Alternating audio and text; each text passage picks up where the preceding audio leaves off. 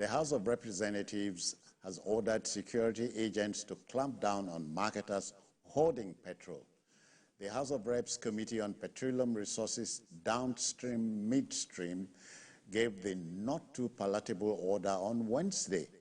Now, the late German scientist Albert Einstein had said, "We cannot solve our problems with the same thinking that created them." But first, let's share the story by Joke Adisa with you. So let's go there now.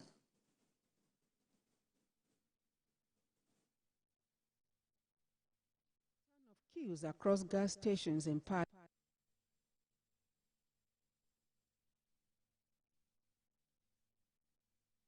The return of queues across gas stations in parts of the country caught many citizens unawares. Motorists now spend as long as 3 hours or more to get fuel in their vehicles, while those that cannot withstand the stress of winding queues resort to buying from street hawkers, popularly known as black marketers, who now sell between 1,000 naira and 1,500 naira per litre of petrol. This has led to a hike in commercial transport and many commuters stranded at bus stops.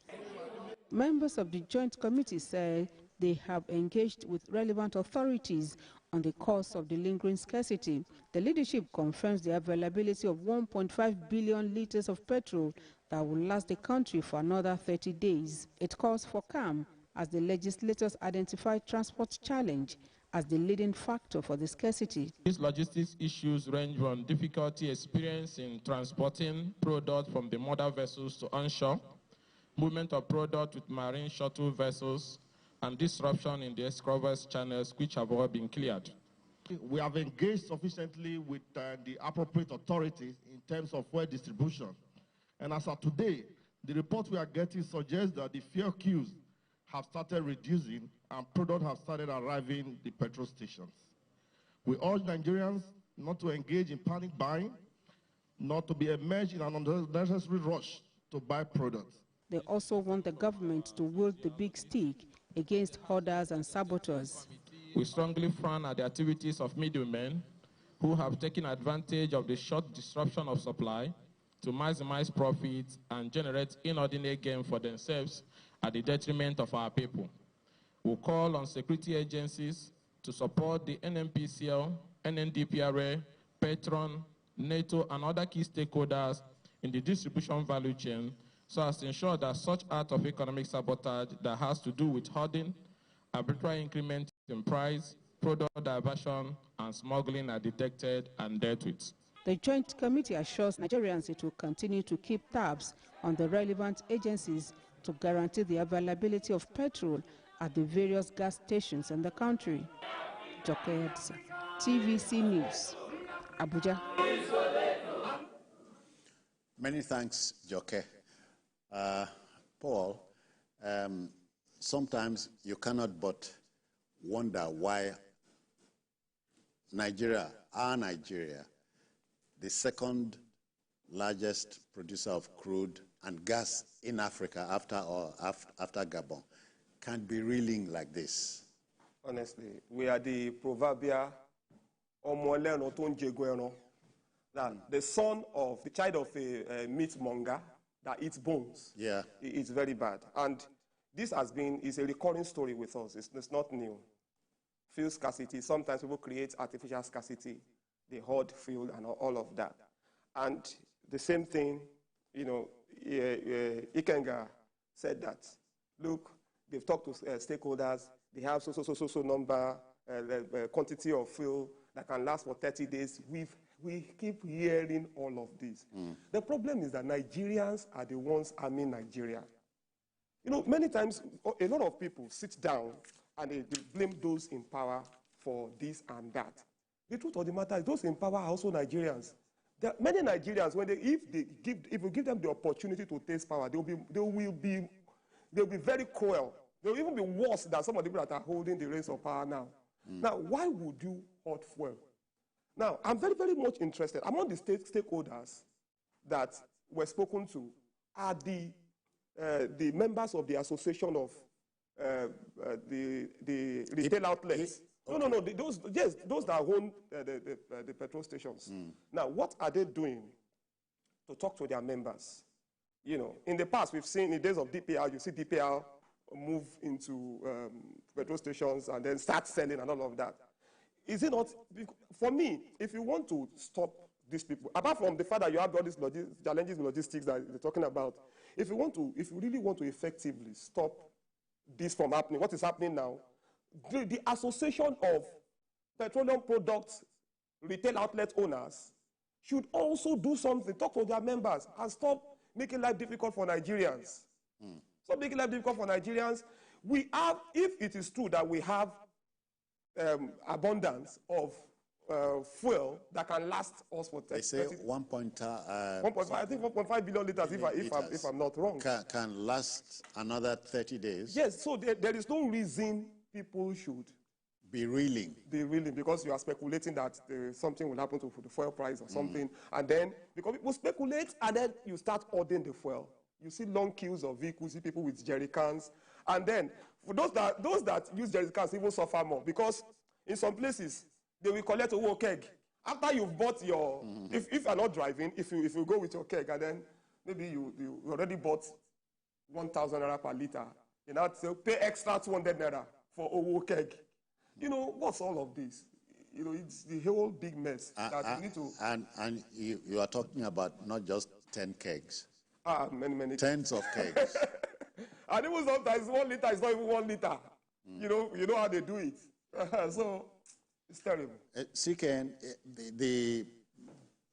as it is now, Ipman on the one hand, buck passing with the NNPCL.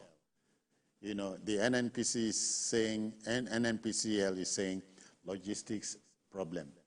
But Ipman, right? Yes, Ipman. Is saying government is owing it how many billions? You know, until they until they pay, they won't pack it all in yet. Citizens, first and foremost, let's establish this. I don't believe NNPC. I personally, I don't believe NNPC. Do you believe anybody here? NNPC, I don't believe NNPC. I don't trust NNPC. We've had this story time and time again, and that's what NNPC tells you. Isn't that there's a place where they archive their press statements, and once we start having issues, they just bring it out and just change the date and throw it out. NNPC will always tell you that we have 1 trillion barrels of or whatever liters of petroleum assets here. But if at NNPC stations you go, you can't see the fuel. Now, Ipman, when this thing started, Ipman came out with a statement. They were on TVC, the secretary or who, and said that for over 2 weeks that they paid for this product they couldn't get. No supply from NNPC. Now, NNPC, the problem we have is that NNPC is the sole body that brings the petroleum product into Nigeria. Can we interrogate that? Yes. Is that proper? That is not. That's what I'm going to. Okay. That is the only. They are the only ones that bring in petroleum products into the independent marketers don't. So what they do is that they rely on NNPC to bring in the products they buy from NNPC, and you ask yourself why all this. The third one is that until we treat the fundamental problems, number one, which is making sure that our refineries are working. Until we make sure that these refineries are working, we will continue. We'll solve this one now. In the next 2-3 months, we'll go back to school. The problem is that until our refineries start working and we start producing, we are the only country, probably only country in the world that have crude oil in large quantity, export crude oil, and import petroleum products. We're a big player in OPEC. And most of the time, people say, oh, government has no business in this, and I say no. It's not every time. Aramco is the biggest oil company in the world. It is owned by the Saudi Arabian government. Yeah. And I'm sure you've seen videos of the control room of Aramco. It's all over. Google it, you see it. Where they sit, technology, and see every drop of crude oil that is coming out of their well, and how it's being pushed, the same to pushed out. So the question is that why is it that our refineries are not working? Why is it that we are not able to have this thing? And I believe, and my personal opinion is that there are some people within the oil sector that just don't want this thing to work. And until we're able to tackle that, The Governor Seriake Dristin of Bayelsa State, a few days ago, came out and he was the former governor of Bayelsa State, and oil producer, and he make a categorical statement that some people, some so-called big people, quote and unquote, in Abuja and Lagos are behind the oil theft in Niger Delta. Have you interrogated that? Okay. So those are the issues as it were. We cannot continue to import petroleum products. We will always run into problems. Let us fix our refineries, and most of these issues of logistics and rest will be sorted. But we can now make some money by going on a commercial break. Let us go. All right, we'll go on a commercial break. We should be back very shortly. Please stay with us.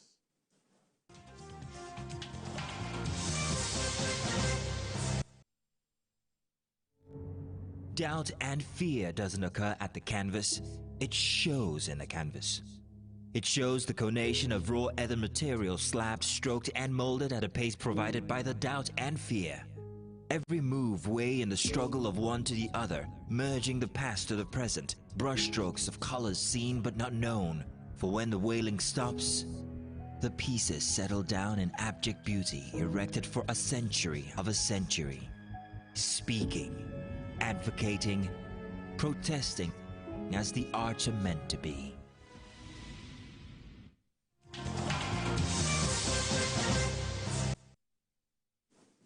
All right, we're back. We must sound our man BKO out again. Jide, if you are there, we want you to weigh in on this matter. Yeah, I'm really distressed that a country that is among the 7 biggest crude oil producers in the world is unable to refine petroleum products. Some countries of the world actually have enough refineries, and they set aside some of those refineries simply for refining product for export. The remaining ones will be for refining product for domestic consumption. That is what Venezuela does. That is what Saudi Arabia does. We were unable to add to our refineries, and we left these refineries to rot for more than 20 years. Because it's convenient to simply bring in product from other countries. Some countries that do not even have deposits of the black gold, they have refineries. We actually go there to bring in Petrol, PMS. So it's a terrible thing that despite having crude oil in abundance, we are importing petrol and we are making our people suffer. This is already a very difficult time for Nigerians. We are making them to buy petrol at 1,500 naira per liter. It's crazy. This sort of things shouldn't be happening. People are suffering. The suffering is enough. It's like putting the heads of our people in guillotines. It's terrible, and some people are feeding fat out of this. In our country, when this sort of thing happens, you see people rushing to take advantage of the situation. They don't even want this pain to end. So we need to make examples of people who are hoarding, no matter how big they are. Economic saboteurs, people diverting petrol meant for some communities, diverting them across the border. We need to punish such people. If we don't punish people, they will not stop their abhorrent behavior. Yeah, sorry, Jide. So are you on the same page with the House of Reps committee that's ordering a clampdown? Yes, because we are not saying that you see, there is scarcity caused by the inefficiency of NNPCL. But that scarcity, the pain has been worsened by the behavior of some people who have chosen to hoard, who have chosen to smuggle, who have chosen to divert product. Because what happens is petrol that leaves the depot meant for a particular community, people refuse They just sell at in another community where they know that they will earn more money and they won't have to spend so much diesel. For example, some product meant to go all the way to the north, they sell some of them in the south once they are offered money. A lot of these tanker drivers do this. So diversion is economic sabotage. And people should be made to pay for that. Smuggling and hoarding, these are all behaviors that we need to punish in our country. Economic crimes, yeah. Yes, these are economic crimes that we need to punish. When we punish, and people can see that we punish, the people involved in such acts, they will stop. Why are people not freely spraying money now? They've seen that we try to make example of Bobrisky and Kubana Chipri. These are very popular people. So once you make examples of big people, then the rest of them will sit back and say, no, I don't want to be caught. I don't want to be embarrassed. That is the thing. I support the House of Reps. I appreciate their intervention in this mess, but we need to punish bad behavior. Okay. Many thanks. Thank you. Yes, yes, I very much agree with what BKO said. Do you remember the time that some fuel importers, so-called fuel importers, were, taken to court? They were not importing anything, and then they're taken to court, and they've been made example of. In this particular country, there must be punishment for bad behavior. We must see that people are actually being punished. We talk about people hoarding fuel. We talk about sabotage. There's too much of sabotage in the system, even right from the top. Like CK said, everything he said, what he said is very valid. So from the top, even to... That I consider this. When the 1967 Seven-Day War, if you remember, started in the Middle East, oil-producing countries made money, including Nigeria. But now there's Wahala, there are skirmishes in the Middle East. We expect we will make money. We are not going to. That is something that actually bothers us. We should have taken advantage of that. But like we said, Nigeria produces much, what's it called now? Crude, but we cannot refine. You heard BK will say that some countries refine for the purpose of what? Export, and then refine for what? Domestic consumption. This is where we should be. I've been telling these stories now. All right. Paul, we'll go to our next story, but let me tease you here. I had thought that the Petroleum Industry Act was going to be a silver bullet, but here we are. Exactly, the PIA. The PIA was supposed to be the silver bullet, but at the end of, despite knowing, what we went through to get that, over 20 years. And at the end of it all, we thought that was going to be a Dorado for us. But it doesn't seem to be working. It doesn't seem to be working at all. So it's quite unfortunate. Then, apart from, finally, do you also know that we cannot meet our OPEC quota in exporting our crude? We can't. Okay,